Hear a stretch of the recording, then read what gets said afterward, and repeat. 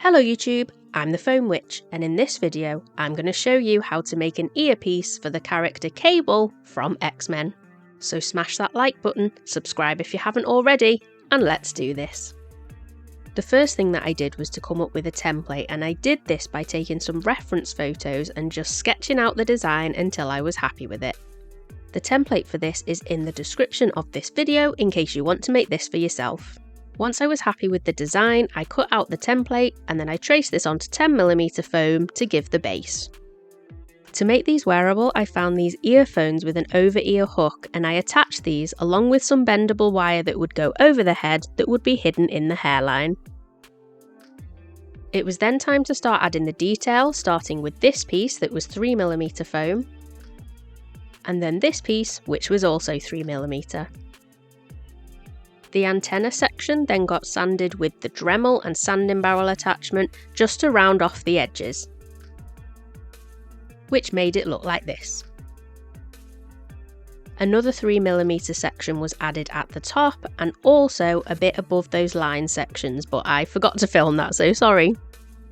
Then taking this piece, which was cut out of 5mm foam, which got stuck on in this area. Then taking this piece that got cut out of 3mm, with the middle section being cut out completely, sticking that on at the end, like this. This section was then cut out of 5mm foam, again sanding the edges to round it off, and also sanding out a channel like you can see in this part of the video. This piece then got stuck on in this area. This tiny piece then got cut out of 5mm foam, and again, the edges rounded off. This then got stuck in at a slight angle in the groove that was sanded out of the detail piece from earlier. This is how it was looking once all of the separate pieces had been added. It was then time to add even more detail by scoring in some detail lines using the soldering iron. This was done by sketching out the lines first with a white pen, and then I just went over these with the soldering iron to score in those details. And this is how it looked once all of those detail lines had been scored in. It was then time to seal the foam before painting, and I used my favourite sealer, which is black flexi paint from the incredible Tig Supplies. This got brushed on by hand and I used 3 layers. Once the flexi paint had fully dried, it was then time to start painting. To paint this, I used this silver Model Air paint from Vallejo. I sprayed this through my airbrush, and this paint covers so well it only took 2 layers for full coverage. This is how it looked once the silver had dried. The silver really looks great, but as you can see it's quite a flat colour, so it needed some weathering to bring out the details.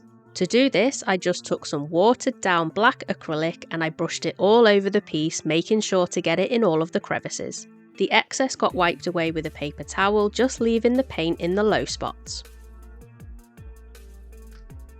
To protect the paintwork, 2 layers of this gloss top coat got sprayed through my airbrush. Once the top coat had fully dried, the Cable earpiece was complete. As you can hopefully see here, the weathering has brought out most of the details and stopped the colour looking so flat. I really enjoyed making this commission piece, and it was a lot of fun making something that didn't actually take that long. If you are still watching this video, I want to give you a massive huge thank you. If you've liked it, if you could hit that thumbs up button, that would be incredible. And if you like crafting content like this and haven't already subscribed to my channel, if you could do that now, that would be awesome.